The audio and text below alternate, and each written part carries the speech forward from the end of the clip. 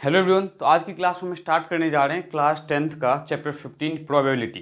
Basically probability में हम different types के क्वेश्चन सॉल्व करने से पहले प्रोबेबिलिटी में बेसिक कॉन्सेप्ट क्या है, आपको बेसिक क्या पता होना चाहिए, हम ये डिस्कस करेंगे। तो देखो, सबसे पहले बच्चों प्रोबेबिलिटी में हम जो मेथड यूज़ करते हैं, तो प्रोबेबिलिटी का मीनिंग क्या है। तो जो प्रोबेबिलिटी है किसी भी इवेंट का, जब हमें फाइंड करना हो तो प्रोबेबिलिटी हम कैसे फाइंड करते हैं, तो फेवरेबल आउटकम्स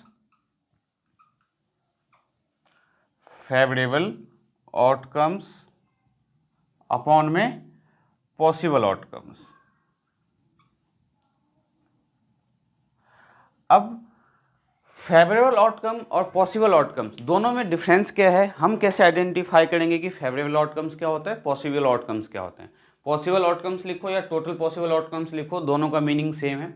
तो फेवरेबल आउटकम और पॉसिबल आउटकम का मीनिंग समझाते हैं आपको। जैसे कि आपने एक कॉइन को टॉस किया, जब आपने एक कॉइन को टॉस किया तो आपके पास क्या क्या आ सकता है, या तो हेड आ सकता है या आपके पास टेल आ सकता है।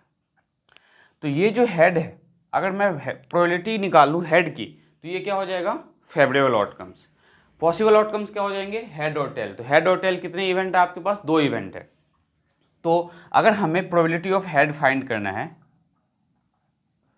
प्रोबेबिलिटी ऑफ अगर आपको हेड फाइंड करना है तो हम कैसे फाइंड करेंगे। तो इसमें देखो, जब हमने एक कॉइन को टॉस किया, टॉसिंग ऑफ कॉइन, जब आपने एक कॉइन को टॉस किया तो क्या आ सकता है, या तो हेड आ सकता है या तो टेल आ सकता है। तो हेड आने की प्रोबेबिलिटी क्या है, तो हेड आपको कितना दिख रहा है, एक, तो 1 अपॉन में टोटल पॉसिबल आउटकम्स। तो टोटल पॉसिबल आउटकम्स क्या है, या तो हेड आएगा या तो टेल आएगा। तो 1 + 1 2, तो 1/2। तो ये 1 फेवरेबल आउटकम्स क्या है, जिस किसी भी इवेंट की हम प्रोबेबिलिटी फाइंड करते हैं, that is known as favourable outcomes. और total number of possible outcomes means जो भी कॉइन या जो भी डाइस आपने थ्रो किया है उसमें पॉसिबल इवेंट्स क्या क्या हो सकता है, that is known as possible outcomes. For example, ये हमने एक कॉइन को टॉस किया है, अगर हम एक डाई को थ्रो करते हैं, देखो थ्रोइंग अ डाई, अगर आप एक डाई को थ्रो करते हो मीन्स एक डाई को थ्रो करने पे आपके पास क्या क्या आ सकता है, या तो 1 आएगा या 2 आ सकता है या 3 या 4 या 5 या 6। टोटल इसमें पॉसिबिलिटीज क्या है, 1 2 3 4 5 6। एक डाई पे इसके अलावा कोई दूसरा नंबर आपको नहीं दिखेगा। तो इसमें 1 2 3 4 5 6 जो है टोटल पॉसिबिलिटीज की अगर आप बात की जाए आपके पास, तो क्या है, 6 है। अब इसी में अगर मैं आपसे बोलूं कि मुझे प्रोबेबिलिटी ऑफ बताओ 2 क्या आने के चांसेस है, तो इसमें टोटल 2 कितने हैं आपके पास, 1 ही है। तो 1 बाय टोटल पॉसिबिलिटीज। तो देखो इसकी प्रोबेबिलिटी कैसे फाइंड करेंगे, probability of 1, probability of event 1 आने की प्रोबेबिलिटी क्या है, तो 1 इसमें कितना है, 1, तो 1 अपॉन में टोटल 1 2 3 4 5 6, तो 6। सिमिलरली अगर प्रोबेबिलिटी ऑफ 6 पूछा जाए आपसे, इवेंट 6, तो प्रोबेबिलिटी ऑफ इवेंट 6 क्या हो जाएगा, 1/6। तो बेसिक मीनिंग आपके समझ में आया होगा कि फेवरेबल आउटकम्स का मतलब है जिसकी हम प्रोबेबिलिटी फाइंड करते हैं, that is known as favourable outcomes. Total possible outcomes, जो भी आपके पास, कॉइन को थ्रो करो तो कॉइन की पॉसिबिलिटीज क्या क्या है, डाई को थ्रो करो तो उसकी पॉसिबिलिटीज क्या है, ये आपके समझ में आया होगा। अब जो बेसिक है इसमें आपको देखो क्या पता होना चाहिए, तो प्रोबेबिलिटी का फॉर्मूला फेवरेबल आउटकम्स अपॉन में टोटल पॉसिबल आउटकम्स।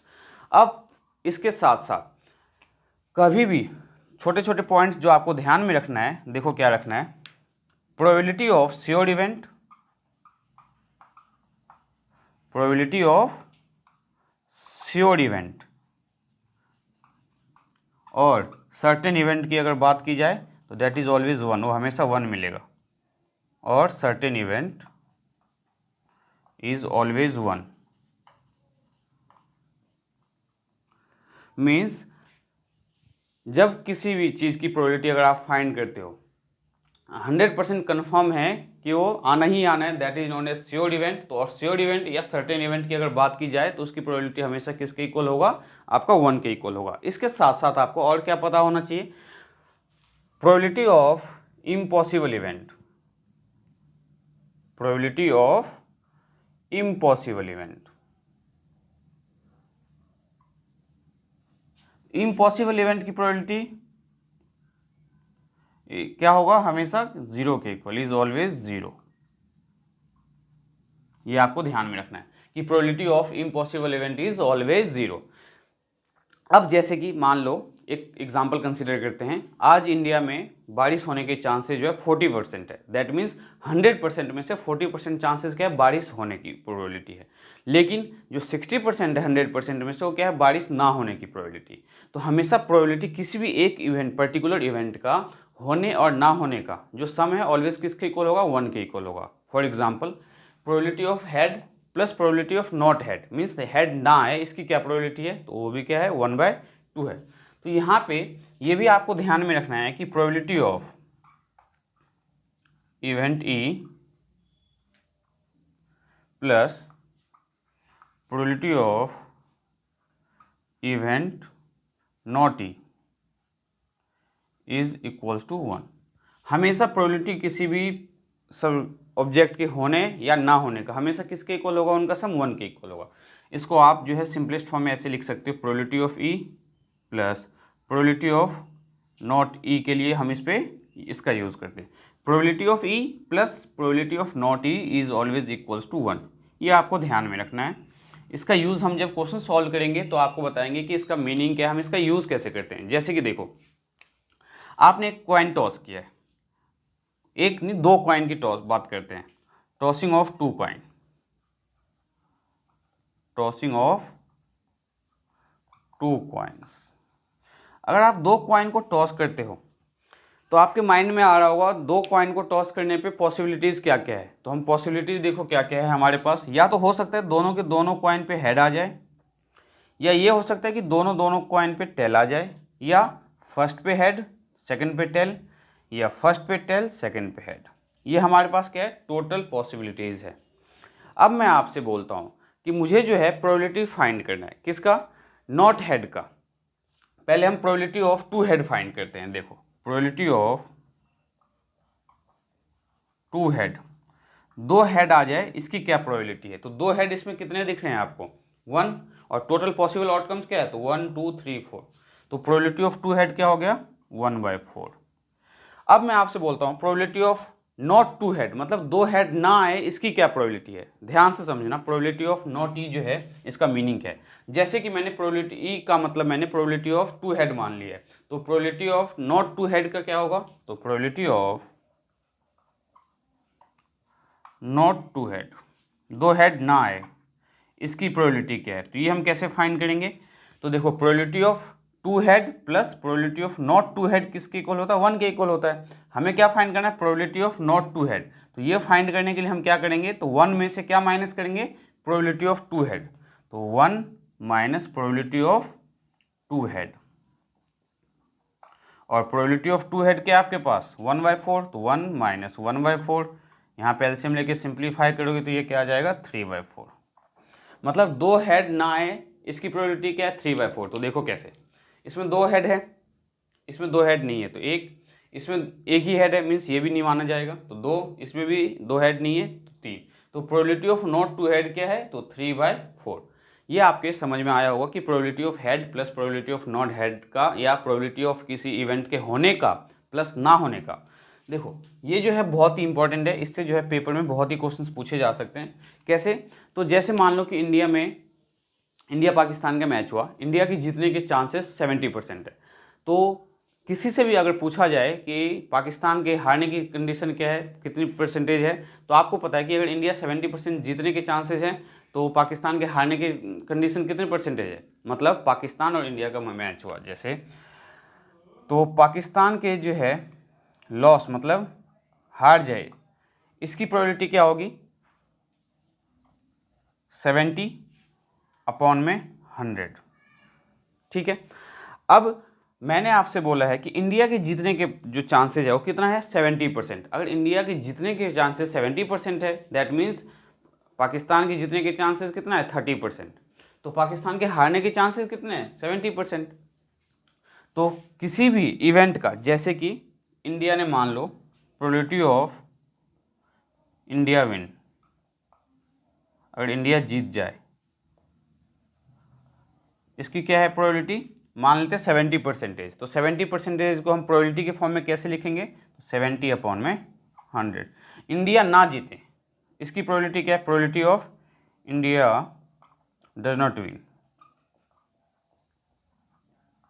ये हम कैसे फाइंड करेंगे, प्रोबेबिलिटी की है इंडिया के जीतने का, वो 70/100 है, तो प्रोबेबिलिटी ऑफ इंडिया ना जीते इसकी क्या कंडीशन है, तो हमने इस फॉर्मूले के according probability of India does not win का कैसे फाइंड करेंगे, तो 1 minus probability of India win the match, तो 1 माइनस 70/100, तो ये क्या आ जाएगा आपके पास 30/100।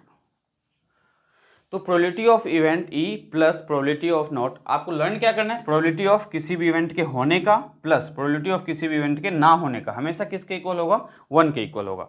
सिमिलरली प्रोबेबिलिटी की जो कंडीशन है देखो क्या है, हमेशा जो प्रोबेबिलिटी किसी भी इवेंट का है वो क्या होगा, लेस देन इक्वल्स टू 1 होगा और ग्रेटर देन इक्वल्स टू 0 होगा। इस केस को जो है थोड़ा ध्यान से और प्यार से समझने की कोशिश करो, क्या लिखा है देखो, किसी भी चीज़ की अगर आप प्रोबेबिलिटी फाइंड करते हो तो क्या कंडीशन है, वो 0 किसी भी प्रोबेबिलिटी की अगर कंडीशन प्रोबेबिलिटी की फाइंड करते हो क्या हो सकता है, 0 हो सकता है। कैसे, मैंने अभी आपको बताया था कि इम्पॉसिबल इवेंट की प्रोबेबिलिटी क्या है 0, प्रोबेबिलिटी ऑफ श्योर इवेंट की प्रोबेबिलिटी क्या है 1। तो यहाँ पे जो प्रोबेबिलिटी ऑफ ई लिखा है, प्रोबेबिलिटी ऑफ ई का मतलब क्या है कि किसी भी प्रोबेबिलिटी का फाइंड करते हो, किसी इवेंट ई का प्रोबेबिलिटी अगर आप फाइंड करते हो तो हमेशा या तो 0 आ सकता है या 0 से कोई बड़ी वैल्यू दे सकता है, बट 1 से ज़्यादा बड़ी वैल्यू कभी नहीं देगा, और मैक्स टू मैक्स क्या हो सकता है आपका 1 हो सकता है। मतलब किसी भी probability of event E will be always less than equals to 1 and greater than equals to 0। मतलब किसी का भी अगर आप प्रोबेबिलिटी फाइंड करते हो तो 1 से ग्रेटर देन कभी नहीं होगा। क्यों, प्रोबेबिलिटी 1 हो सकता है मैक्सिमम से मैक्सिमम, लेकिन 1 से ग्रेटर वैल्यू कभी नहीं देगा आपको। तो ये आपको ध्यान में रखना है कि probability of event E 1 marks question जो है बोर्ड के एग्जाम में बहुत ईजिली पूछा जाता है कि प्रोबेबिलिटी ऑफ इवेंट ई के लिए 3 कंडीशन देंगे। यहाँ पे इसी को क्या करेगा, ये जैसे प्रोबेबिलिटी ऑफ ई है यहाँ पे इन्होंने कर दिया ग्रेटर देन इक्वल्स टू 1 और इसे बोल दिया greater than equals to 0, confusion के लिए। देखो तो आइडेंटिफाई करना बहुत ही मुश्किल हो जाता है। तो यहाँ पे देखो प्रोबेबिलिटी ऑफ ई, ये किसका साइन है, लेस देन का, ये किसका इक्वल टू, तो लेस देन इक्वल्स टू 1 और ग्रेटर देन इक्वल्स टू 0। तो करेक्ट आंसर आपका ये होगा, ये आपको लर्न करना है। अब हम इस पे कुछ बेसिक्स पहले एनसीईआरटी के क्वेश्चंस करेंगे, देन प्रीवियस ईयर के जो भी क्वेश्चंस है जो पेपर में कई बार पूछा गया है और जो डिफरेंट टाइप्स के डिफिकल्ट क्वेश्चंस है उसे हम आज की क्लास में कवर करेंगे। तो देखते हैं क्वेश्चन नंबर फर्स्ट का एनसीईआरटी का। तो देखो फर्स्ट क्वेश्चन आपके पास क्या है 15.1 में, कंप्लीट द फॉलोइंग स्टेटमेंट, आपको इस स्टेटमेंट को कंप्लीट करना है। तो फर्स्ट क्वेश्चन है probability of an event E plus probability of an event not E. अभी मैंने आपको बताया कि probability of event E plus probability of event not E is always equals to 1। Probability of first part जो है probability of event E plus probability of event not E is always equals to 1। तो इसका answer क्या होगा 1। Probability of event E plus probability of event not E is always equals to 1। Second part में इन्होंने आपसे पूछा है the probability of an event that cannot be happen is dash, such event is called. इसने कहा है the probability of an event that cannot be happen, जो हो ही नहीं सके तो इम्पॉसिबल इवेंट बोलते हैं हम उसे। जो इवेंट पॉसिबल ही नहीं है that is known as impossible event. और इसमें क्या पूछा आपसे पूछा गया है सेकंड पार्ट में the probability of an event that cannot be happen is probability, आपसे जो सेकंड पार्ट में पूछा कि प्रोबेबिलिटी क्या होगा जो हो ही नहीं सकता है, तो प्रोबेबिलिटी क्या होगा 0। तो इसके सेकंड पार्ट का जो फर्स्ट पार्ट मतलब फर्स्ट ब्लैंक जो है उसमें क्या होगा ऑप्शन 0, और सेकंड वाले में क्या होगा, इस टाइप के इवेंट को हम क्या बोलते हैं इम्पॉसिबल इवेंट। मतलब मैंने एक कॉइन को मैंने डाई को थ्रो किया है और मैंने बोला है कि ये बताओ कि प्रोबेबिलिटी ऑफ 7 क्या होगा। तो आपको बहुत अच्छे से पता है कि एक डाई को थ्रो करने पे क्या क्या आ सकता है 1 to 6 ही नंबर्स आएंगे, लेकिन हमने पूछा गया है कि find the probability of 7, that means 7 तो पॉसिबल ही नहीं है। तो उस टाइप की अगर 7 की प्रोबेबिलिटी पूछी जाए तो क्या होगा 0, और इस टाइप के इवेंट को हम बोलते क्या हैं, तो उसे हम बोलते हैं इम्पॉसिबल इवेंट। ठीक है, तो थर्ड पार्ट देखो जरा, थर्ड पार्ट में हमें दिया हो गया है the probability of an event that is certain to happen. आपको प्रोबेबिलिटी बताना है जो कि कंफर्म है कि होना ही है, तो उससे हम क्या बोलेंगे, प्रोबेबिलिटी पूछा है तो प्रोबेबिलिटी की अगर बात की जाए तो इस टाइप में हमारा जो प्रोबेबिलिटी होगा वो क्या होगा, मैंने अभी आपको जब ये चैप्टर्स के कॉन्सेप्ट बताया तो मैंने आपको बताया था कि प्रोबेबिलिटी ऑफ श्योर इवेंट और सर्टेन इवेंट इज ऑलवेज क्या होगा, 1 के इक्वल होगा। तो श्योर इवेंट का जो प्रोबेबिलिटी है that is 1 and such an event is called, और इस टाइप के इवेंट को हम क्या बोलते हैं, जो हमारा श्योर इवेंट है, श्योर हमारा जो है इसमें क्या गिवन है आपसे, the probability of an event that is happen is known as equals to 1, then इस टाइप की प्रोबेबिलिटी को हम यहाँ पे इन्होंने जो बोला है such an event is called sure event, इस टाइप के इवेंट को हम क्या बोलते हैं, श्योर इवेंट।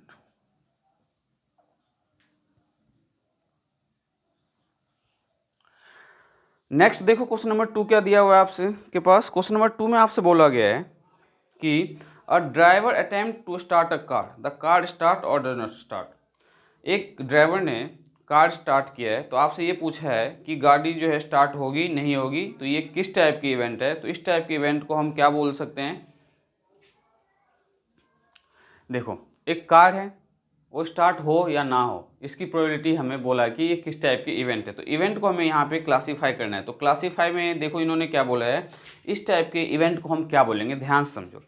अगर गाड़ी आपकी वर्किंग कंडीशन में है तो 50-50% तो बिल्कुल चांस नहीं है कि स्टार्ट होगी या नहीं होगी। क्यों? क्योंकि जब आपकी गाड़ी वर्किंग में तो ऐसे बहुत ही रेयर चांस है कि आपकी गाड़ी किसी भी प्रॉब्लम की वजह से स्टार्ट ना हो, लेकिन 90% चांसेस कि आपकी गाड़ी स्टार्ट होगी। मीन्स इस टाइप की इवेंट को हम क्या इक्वली लाइकली इवेंट नहीं बोल सकते। अगर गाड़ी बहुत टाइम तक रखा हुआ है, आपने बहुत 2 साल 3 साल का यूज़ नहीं किया हुआ है, तब यहाँ पे कंडीशन ये हो सकता है कि हाँ गाड़ी स्टार्ट हो भी सकती है नहीं भी हो सकती है। लेकिन जब आप रेगुलर यूज़ में यूज़ कर रहे हो उसे, तब यहाँ पे आपसे पूछा जाए कि गाड़ी आपकी स्टार्ट हो या ना हो, क्या ये इक्वली लाइकली इवेंट है, तो ये इक्वली लाइकली इवेंट बिल्कुल भी नहीं है।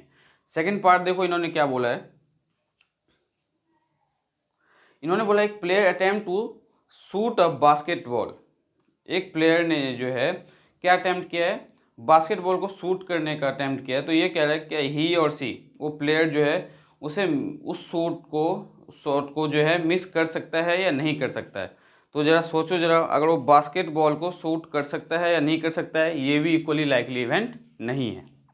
इक्वली लाइकली इवेंट आपके माइंड में आ रहा होगा क्या, इक्वली लाइकली इवेंट का देखो सिंपल मीनिंग क्या है कि 50-50% चांसेस हो। जैसे कि एक कॉइन को आप टॉस करते हो तो 100% है कि 50% का जो है 50% प्रोबेबिलिटी है कि हेड आना है और 50% प्रोबेबिलिटी टेल आना है। इस टाइप के इवेंट को हम बोलते हैं इक्वली लाइकली इवेंट। दूसरा एग्जाम्पल बताते हैं आपको, एक डाई को आपने थ्रो किया, 1 आने की प्रोबेबिलिटी क्या है, 1/6। 2 आने की प्रोबेबिलिटी क्या है, that is also 1/6। Similarly probability of 3 आने की क्या है, तो 1/6।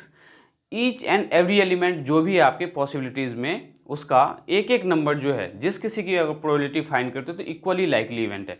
तो इक्वली लाइकली इवेंट का मीनिंग क्या है, जो 50-50% चांसेस। जैसे कि देखो आपको समझाते एग्जांपल की हेल्प से, थ्रोइंग अ डाई। जैसे कि आपने एक डाई को थ्रो किया है तो पॉसिबिलिटीज क्या क्या है आपके पास, पॉसिबिलिटीज आर 1 2 3 4 5 6।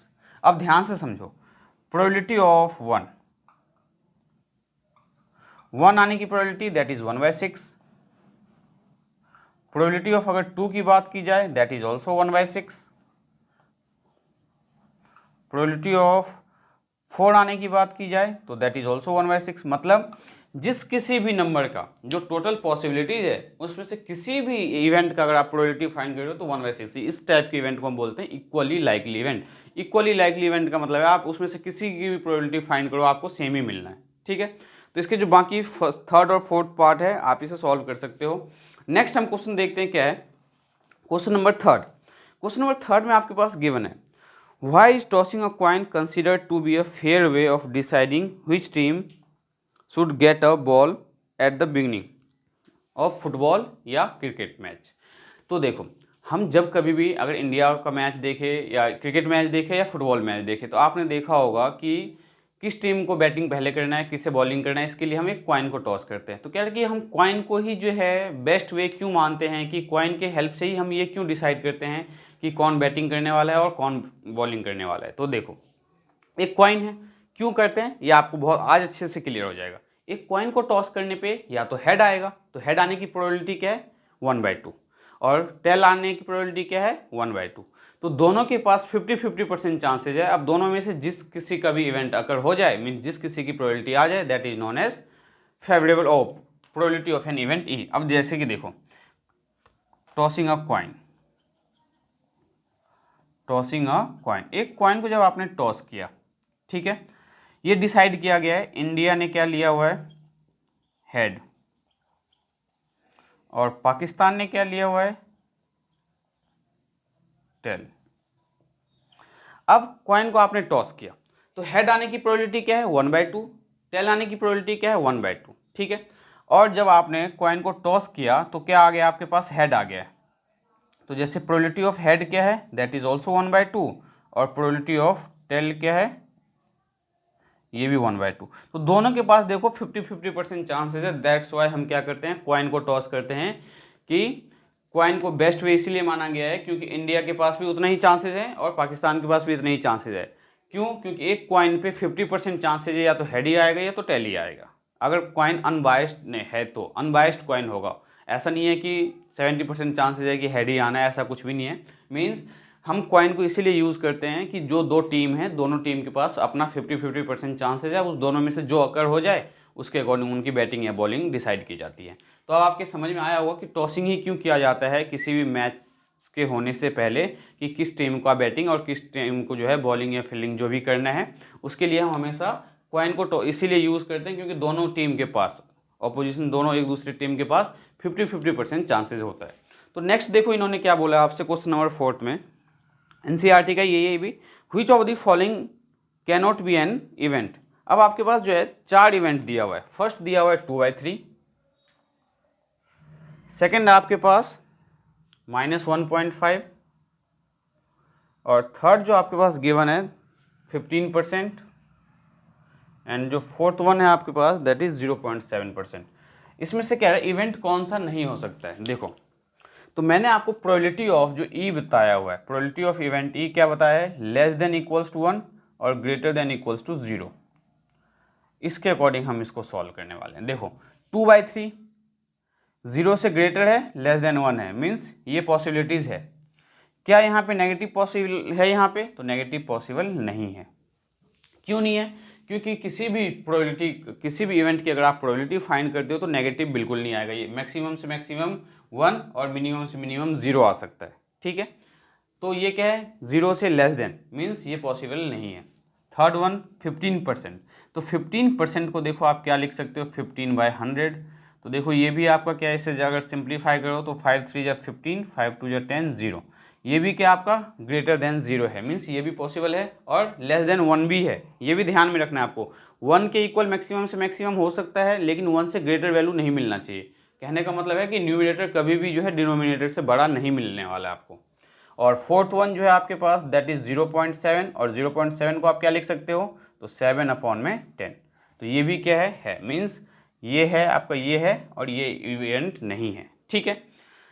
नेक्स्ट क्वेश्चन क्या है हमारे पास, क्वेश्चन नंबर 5 कि प्रोबेबिलिटी ऑफ ई 0.05 है। ध्यान से समझना, प्रोबेबिलिटी ऑफ ई जो है वो दैट क्या है आपके पास 0.05, और हमें फाइंड क्या करना है इसमें, तो हमें इसमें फाइंड करना है probability of not E, probability of not E find करना है। ये हमें फाइंड करना है। तो कैसे फाइंड करेंगे, तो वी नो दैट, हमें क्या पता है,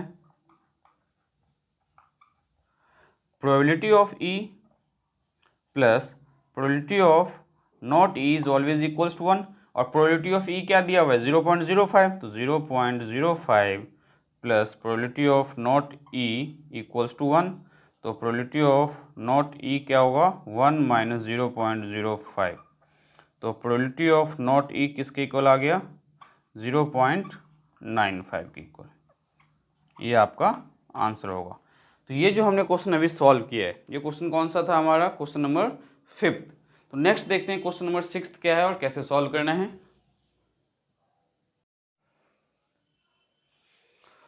तो नेक्स्ट क्वेश्चन देखो हमारे पास क्या गिवन है, अ bag contain 11 flavour candy only. एक बैग है जिसके अंदर क्या है ओनली 11 फ्लेवर कैंडी है, ठीक है।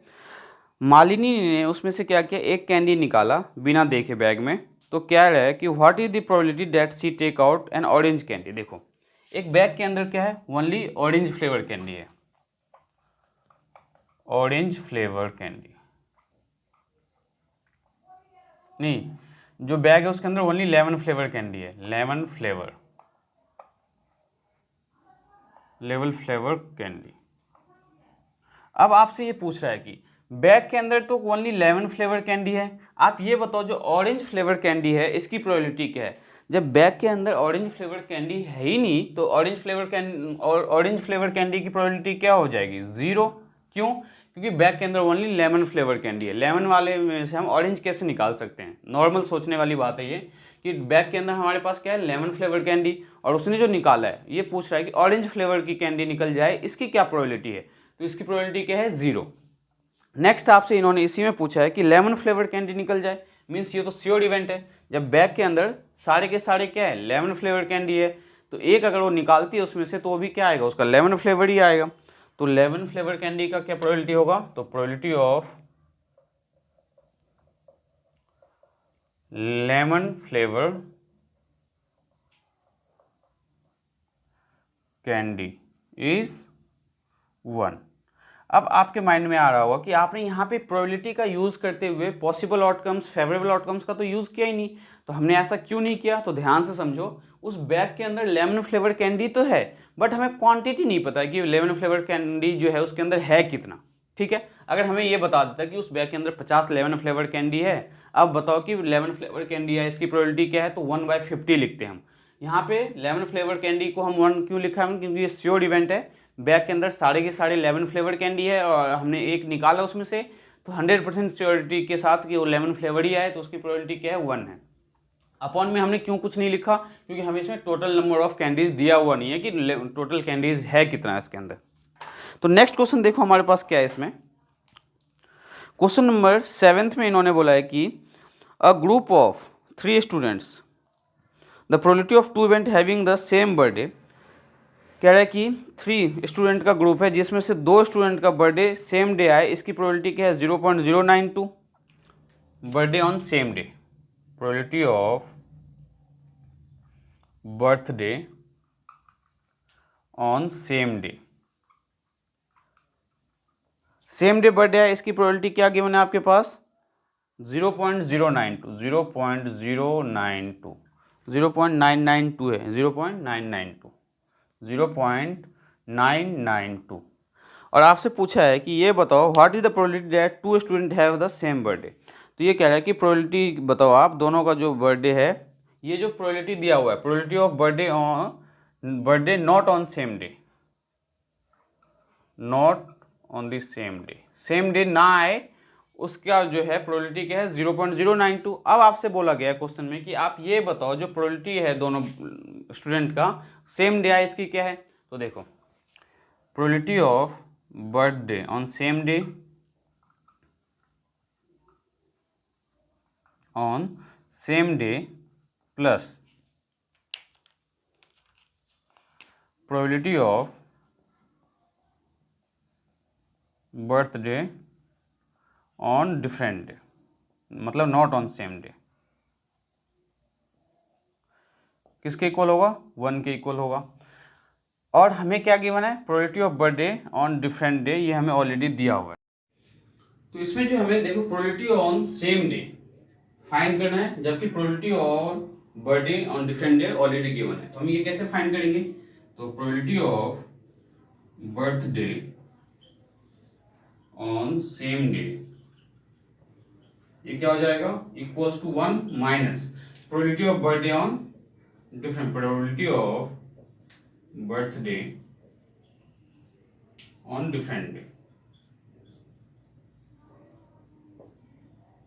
तो कैसे फाइंड करेंगे, तो 1 माइनस 0 पॉइंट क्या गिवन है, 992। तो ये क्या आ गया आपके पास, 1 में से 0.992 को माइनस करोगे तो 0.008, ये आपका फाइनल आंसर हो गया। तो ये जो हमने क्वेश्चन नंबर सॉल्व किया है, ये क्वेश्चन नंबर था आपका 7th। ये जो क्वेश्चन है आपका क्वेश्चन नंबर 7th है। नेक्स्ट देखते हैं क्वेश्चन नंबर 8 क्या है हमारे पास। क्वेश्चन नंबर 8 में गिवन है अ बैग कंटेन 3 रेड बॉल। एक बैग के अंदर 8 क्वेश्चन में क्या गिवन है, रेड बॉल कितना है 3, रेड बॉल है आपके पास 3, सिमिलरली ब्लैक बॉल है 5,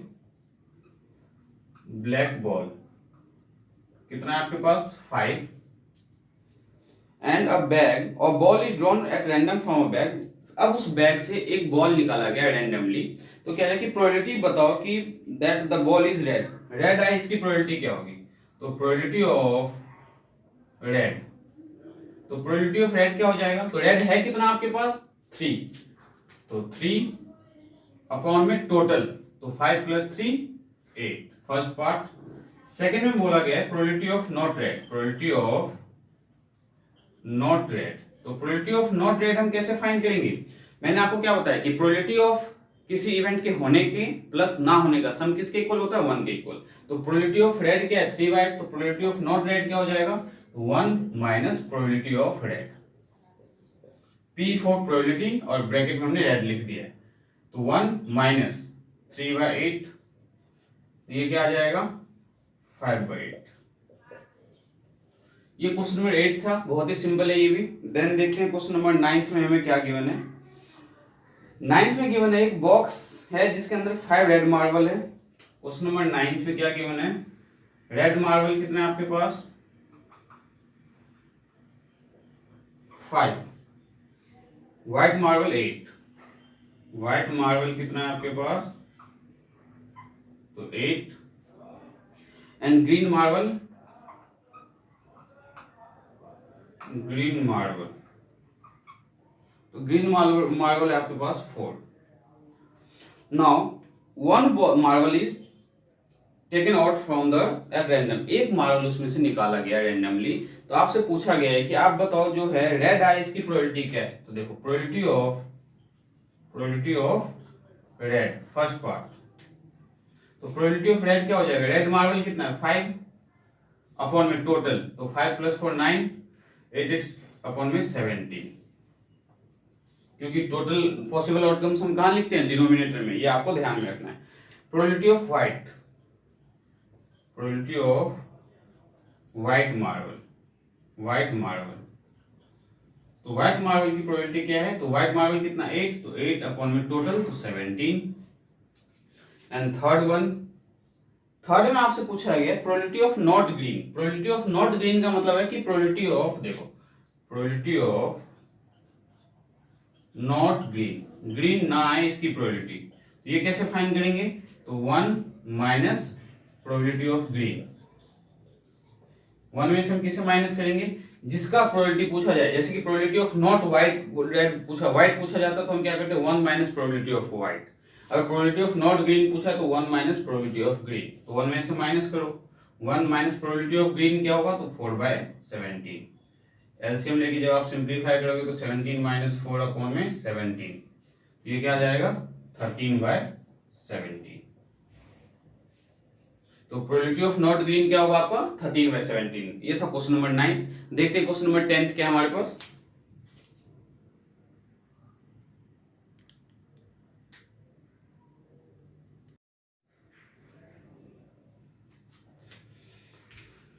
तो नेक्स्ट क्वेश्चन जो हमारे पास क्वेश्चन नंबर 10, क्वेश्चन नंबर 10 में देखो क्या गिवन है आपके पास। क्वेश्चन नंबर 10 में आपके पास गिवन है अ पिगी बैंक कंटेन 150 पैसे कॉइन।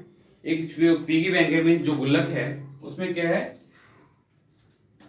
50 पैसे कॉइन कितना है आपके पास 100। देखो 50 पैसे कॉइन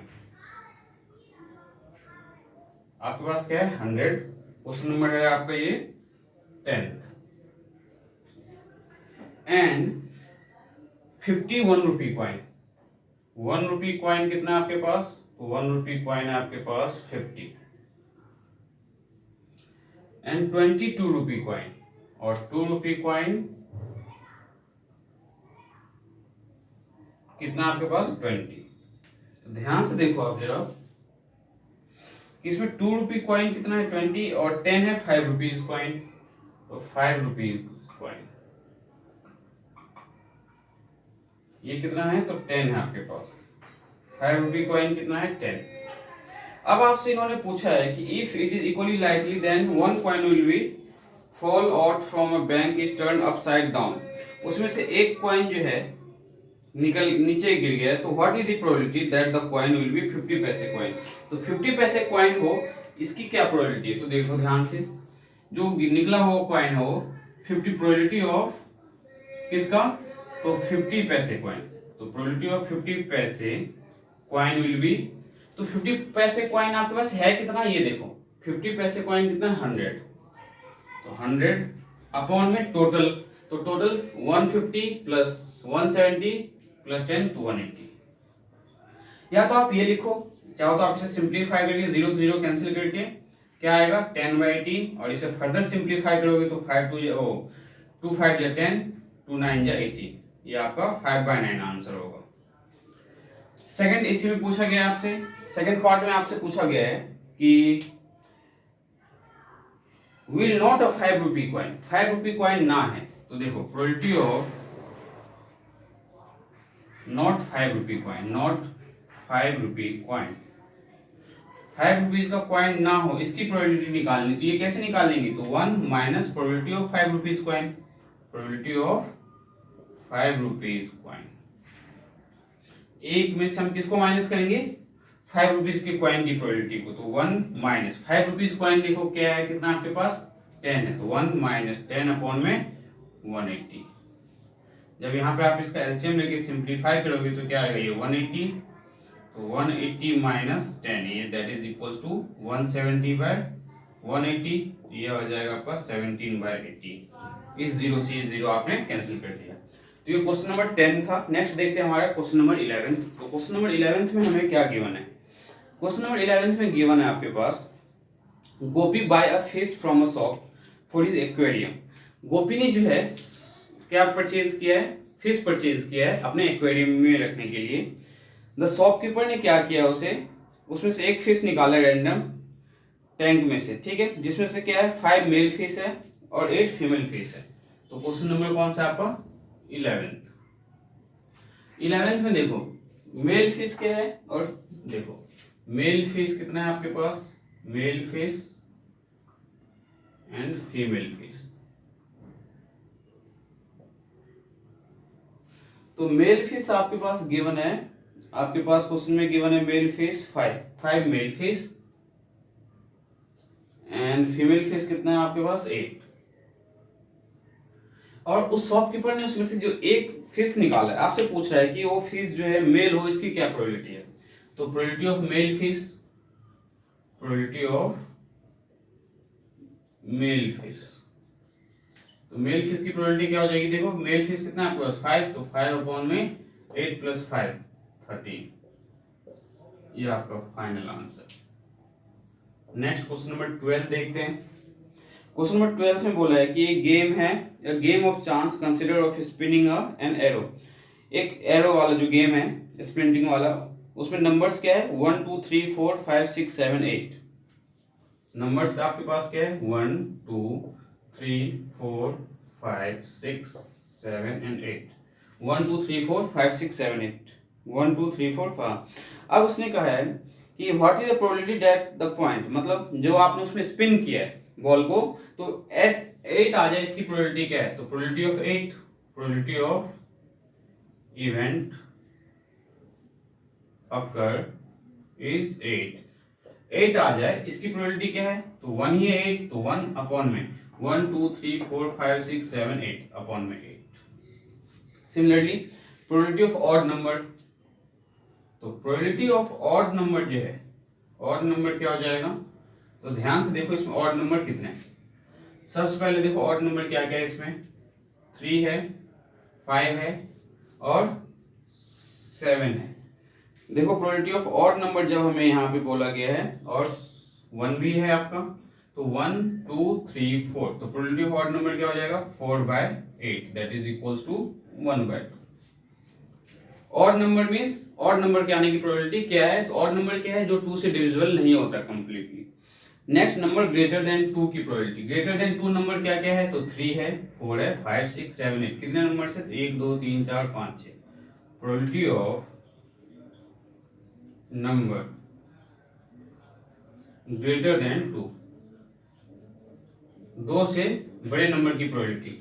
तो 1 2 3 4 5 6, 6/8। Similarly probability of number less than 9, probability of number less than 9, 9 से छोटे नंबर्स। तो 9 से छोटा नंबर देखो 1 2 3 4 5 6 7 8/8, 8/8, तो ये 1 आ गया।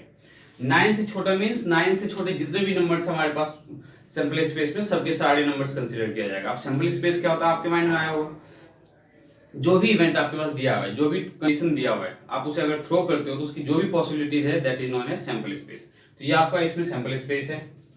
इसमें देखो सैंपल स्पेस हम पर्टिकुलर डिफाइन नहीं कर सकते क्योंकि हम इसमें पर्टिकुलर इवेंट को डिफाइन किया गया है। ये 5 रुपीज की 10 है, 2 रुपीज की कॉइन 20 है। तो सैंपल स्पेस से रिलेटेड जो क्वेश्चन है हम फर्दर और भी सॉल्व करेंगे। नेक्स्ट देखते हैं हमारे पास क्वेश्चन नंबर क्या गिवन है। क्वेश्चन नंबर जो 14 गिवन है डाई का, देखो इन्होंने कहा है 13th में, question number 13, sorry question number अभी जो हमने सॉल्व किया था वो 12 था। नेक्स्ट देखते हैं ये आपका जो क्वेश्चन था 12, नेक्स्ट क्वेश्चन नंबर 13 देखते हैं कैसे सॉल्व करेंगे। तो क्वेश्चन नंबर 13 में गिवन है a die is thrown at once, एक डाई को थ्रो किया गया है, तो find the probability of getting a prime number. 13th question में देखो ध्यान से क्या गिवन है। 13th में एक डाई को थ्रो किया गया है। अगर आपने डाई को थ्रो किया है तो सैंपल स्पेस क्या क्या होगा, पॉसिबिलिटीज क्या क्या है आपके पास, पॉसिबिलिटीज आर क्या क्या आ सकता है, 1 आ सकता है, 2 3 4 5 और 6, ये टोटल पॉसिबिलिटीज है। अब इसमें हमें फर्स्ट पार्ट में इन्होंने पूछा है कि find the probability of prime number. तो probability of prime number, prime number का मीनिंग है जिसके दो ही फैक्टर्स हो, पहला फैक्टर 1 और दूसरा फैक्टर नंबर इटसेल्फ। तो देखो ऐसे नंबर्स के 2 किसके टेबल में आएगा, 1 में और 2 में, फिर 3 1 में और 3 में, और 5 1 और 5 में। तो प्राइम नंबर्स कितना हुआ 1 2 3। तो प्रोबेबिलिटी ऑफ प्राइम नंबर क्या होगा आपका, तो 3/6। इसे सिंप्लीफाई करोगे तो आप 1/2 लिख सकते हो। सिमिलरली सेकेंड पार्ट में इन्होंने आपसे बोला है कि find a number lying between 2 and 6, 2 and 6 के बीच के जो नंबर है उसकी प्रोबेबिलिटी। तो देखो 2 ये है, 6 ये 2 और 6 के बीच में नंबर क्या है, तो 3 4 5। तो probability of number lying between 1 and 6, 1 और 6 के बीच में, तो 1 और 6 सॉरी 2 एंड 6 बोला गया है, 2 एंड 6। तो 2 और 6 के बीच में नंबर्स क्या है, 3 4 5, तो 3 नंबर्स है, तो 3 अपॉन में टोटल नंबर्स कितने हैं 6। थर्ड में क्या गिवन है, ऑड नंबर। तो प्रोबेबिलिटी ऑफ ऑड नंबर, तो ऑड नंबर की जो प्रोबेबिलिटी है, तो ऑड नंबर्स क्या है हमारे पास, 1 है, 3 है, 5 है, तो 1 3 5 तीन नंबर्स, तो 3/6। सिमिलरली फोर्थ में बोला है, सॉरी थर्ड ही पार्ट दिया हुआ है, इसमें 3 ही पार्ट थे, तीनों पार्ट हमने सॉल्व कर लिया। नेक्स्ट हम देखते हैं क्वेश्चन नंबर 14। तो क्वेश्चन नंबर 14 में इन्होंने जो है कार्ड से रिलेटेड क्वेश्चन दिया है। तो हम कार्ड से रिलेटेड क्वेश्चन को सॉल्व करने से पहले मैं आपको बताऊं कि टोटल कितने कार्ड्स होते हैं, कौन से कलर के कितने होते हैं, किसमें कितना फेस कार्ड होता है, स्पेड क्लब डायमंड हार्ट क्या है, सब डिटेल में समझाते हैं आपको। तो देखो total number of card that is 52 card. तो टोटल कार्ड्स कितना है हमारे पास 52। अब इस टोटल 52 कार्ड में जो डिवाइड किया गया है, देखो कैसे फर्दर डिवीजन किया गया है। इस 52 कार्ड में से 26 कार्ड जो है आपका रेड कलर का होगा। 26 कार्ड कौन से कलर का होगा, रेड कलर का, और 26 कार्ड आपका किसका होगा, तो ब्लैक कलर का। 26 रेड 26 ब्लैक। तो 26 रेड जो है इसे फर्दर देखो 2 पार्ट में डिवाइड किया गया है, और 26 ब्लैक को फर्दर 2 पार्ट में डिवाइड किया गया है। इसमें 13 क्या है आपका स्पेड, और इसमें 13 क्या है क्लब। ध्यान से समझना, 26 ब्लैक में से 13 क्या है स्पेड, 13 क्या है क्लब। इस 26 रेड में से 13 क्या होगा आपका डायमंड, और 13 क्या होगा इसमें, हार्ट। ठीक है, अब ये 13 डायमंड और 13 हार्ट है, 13 स्पीड और 13 क्लब है। इसमें फर्दर 13 कार्ड में कौन से फर्दर क्या क्या कार्ड है ये मैं आपको बताता हूँ। तो इसमें जो है नंबर्ड कार्ड होते हैं, नंबर वाले कार्ड। तो नंबर्ड कार्ड क्या होगा आपका 2 to 10, 2 से लेके 10 तक नंबर्ड कार्ड। तो 2 से लेके 10 तक कितने नंबर कार्ड होंगे, 2 3 4 5 6 7 8 9 10। टोटल नंबर्ड कार्ड कितना है इसमें, 9। लेकिन 9 के अलावा इसमें हमारे पास 4 कार्ड अभी भी रहता है। तो 4 कार्ड में से देखो, एक क्या होगा आपका किंग, एक क्या होगा आपका क्वीन, और एक क्या होगा आपका जैक। ठीक है, जो एक किंग एक क्वीन एक जैक होगा इसको हम बोलते हैं फेस कार्ड। ये आपका क्या है, फेस कार्ड। और एक इसमें और होगा, वो होगा एस, एक कार्ड होगा एस का। तो 9 10 11 12 13 कार्ड। सिमिलरली यहां पे भी नंबर्ड कार्ड कितने होंगे, 2 to 10।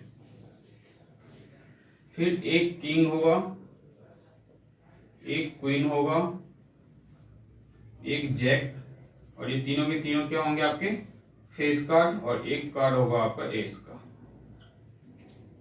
अब सिमिलरली यही दोनों यहां पे भी लेना है आपको। Numbered card 2 to 10 numbered card, एक होगा आपका किंग, एक क्वीन, एक जैक, और एक आपका एस। और किंग क्वीन जैक ये क्या होंगे आपके face card, face card. Similarly यहां पे भी 2 से लेके 10 तक नंबर्ड कार्ड होगा, एक किंग होगा, एक क्वीन, एक जैक, और एक आपका एस कार्ड। फिर से बताते हैं आपको, 52 कार्ड क्या है आपका, जो प्लेइंग कार्ड है, टोटल नंबर ऑफ 52 कार्ड्स है। तो 26 ब्लैक 26 रेड। ठीक है, देन 26 रेड को दो पार्ट में डिवाइड किया गया, 13 डायमंड 13 हार्ट। 13 डायमंड में से 2 से लेकर 10 तक नंबर कार्ड बचे 4 कार्ड, 4 में से 3 होंगे किंग क्वीन जैक, एक होगा एस। जो किंग क्वीन जैक इसको बोलते हैं फेस कार्ड। अब देखो टोटल फेस कार्ड कितने होंगे, 3 इसमें 6, 3 इसमें 9, और 3 इसमें 12। तो total number of face card की अगर प्रोबेबिलिटी पूछी जाए तो 12 अपॉन में टोटल कार्ड। तो टोटल कार्ड कितना है आपके पास, 52। फिर से बताता हूं, अगर फेस कार्ड की प्रोबेबिलिटी आपसे पूछते हैं तो फेस कार्ड कितने होंगे, 3 + 3 6 + 3 9 + 3 12। अगर आपसे पूछता है कि find the probability of face card of red colour, तो रेड कलर में फेस कार्ड कितने होंगे, तो 3 + 3 6 divided by total number of card 52। अगर आपसे पूछता है red probability of face card of black colour, तो ब्लैक कलर में भी कितने फेस कार्ड है, 6। अब आपसे पूछे क्वेश्चन में find the probability of diamond, तो डायमंड की प्रोबेबिलिटी, तो डायमंड कितना है 13 अपॉन में 52, 26 नहीं लेना है। हमेशा ध्यान में रखना है आपको कि टोटल नंबर ऑफ कार्ड्स में हम 13 जो लेंगे, जैसे प्रोबेबिलिटी हम डायमंड की फाइंड करें तो 13 अपॉन में टोटल नंबर ऑफ कार्ड 52 लेना है, 26 नहीं लेना है। अब इसी पे हम आपको ये क्वेश्चन सॉल्व करवाते हैं तो अच्छे से क्लियर होगा। क्वेश्चन नंबर 14 में दिया हुआ है कि किंग ऑफ रेड कलर, देखो क्या फाइंड करना है आपको 14 के फर्स्ट पार्ट में, king of red colour, red colour के किंग की प्रोबेबिलिटी बताओ जरा आप। तो रेड कलर देखते हैं कहां पे, ये रहा। रेड कलर में किंग कितना होगा, तो एक किंग इसमें एक किंग इसमें, 2 किंग होंगे, तो 2 अपॉन में टोटल तो 52। आप ये डायरेक्ट लिख सकते हो, इसमें और कुछ नहीं लिखना आपको, फॉर्मूला कुछ लिखने की जरूरत नहीं, आप डायरेक्टली लिख सकते हो। नेक्स्ट देखो फेस कार्ड, प्रोबेबिलिटी ऑफ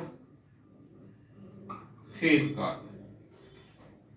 तो फेस कार्ड बच्चों हमारे पास कितना है, 3 + 3 6 + 3 9 + 3 12, तो 12 अपॉन में 52। नेक्स्ट इन्होंने बोला है red face card, red colour का फेस कार्ड। तो रेड कलर में फेस कार्ड कितना है, 3 + 3 6, तो third part probability of red face card, red face card कितना है, तो 6 अपॉन में 52।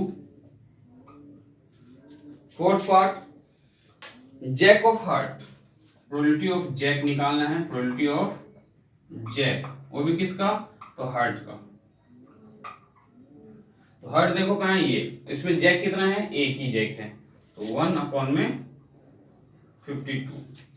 फिफ्थ पार्ट देखते हैं क्या है। फिफ्थ पार्ट में इन्होंने आपसे पूछा है स्पेड, प्रोबेबिलिटी ऑफ स्पेड। तो प्रोबेबिलिटी ऑफ स्पेड क्या हो जाएगा, तो स्पेड की प्रोबेबिलिटी देखो, स्पेड कितना है हमारे पास 13, तो 13/52। सिक्स पार्ट इसी में स्पेस का मेजर है यहाँ पे, तो यहाँ पे सिक्स पार्ट में इन्होंने आपसे पूछा है कि क्वीन ऑफ डायमंड, डायमंड के क्वीन की प्रोबेबिलिटी। तो डायमंड देखो ये रहा, डायमंड के अंदर क्वीन क्या है, एक ही क्वीन है, तो probability of queen, probability of queen किसका होगी, तो डायमंड का। तो डायमंड में क्वीन एक ही है, 1/52, ये आपका फाइनल आंसर होगा।